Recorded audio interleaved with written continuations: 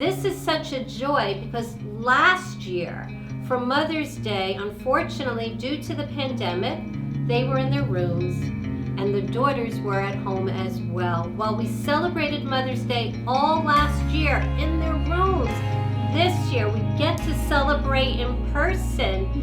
Yay! So for that, let's do a little L'chaim, everybody. Teacups up in the air. Mother's Day. Oh, let me get in there. Perfect. How does this Mother's Day compare for you emotionally to last year, being separated from your mom?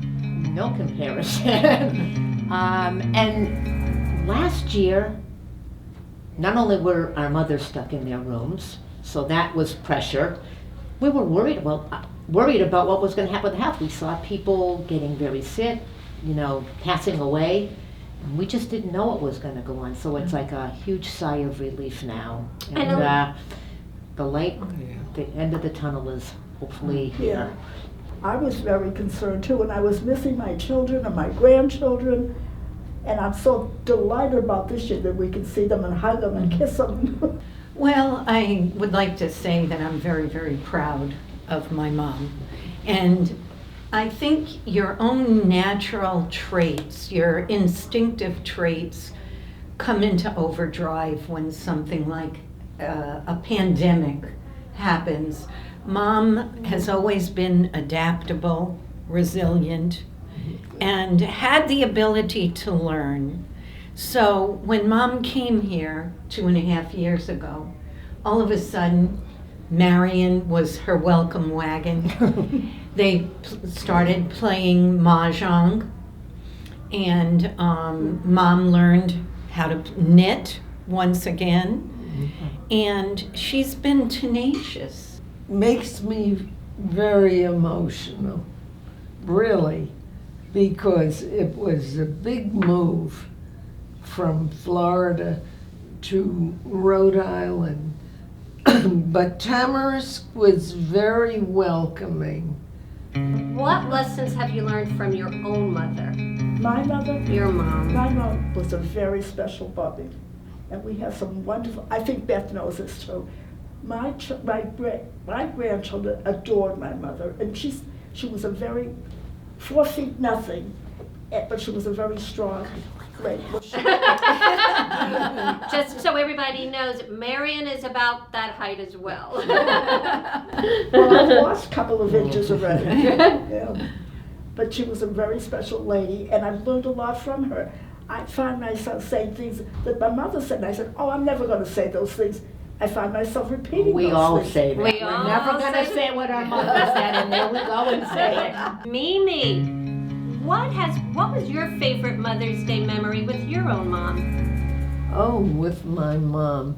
Well, we always gave her perfume on Mother's Day, and she would wear it daily.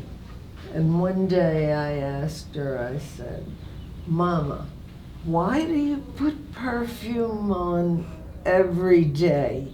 Perfume is for when you go to a party.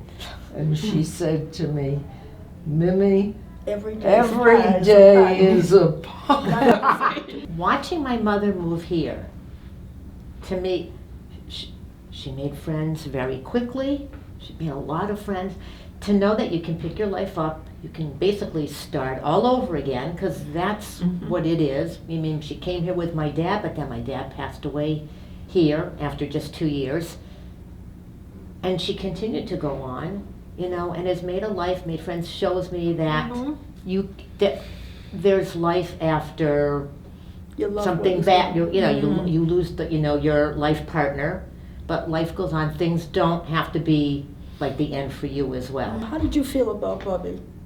Oh, how did I feel about my bubby? Well, that's why I'm called a bubby. What would you like to say to your daughter about her being a mom? Oh, and I've told her this repeatedly, how proud I am of her, how wonderful she's been to me. I can't believe that there's a better mom than Judy.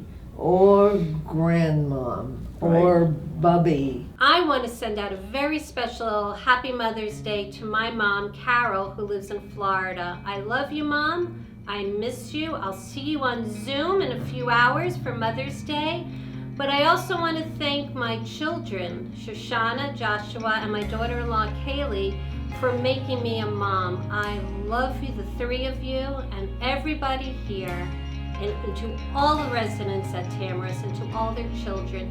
Happy Mother's Day. Let's eat, everybody. Happy Mother's Day. Happy Mother's Day. Happy Mother's Day.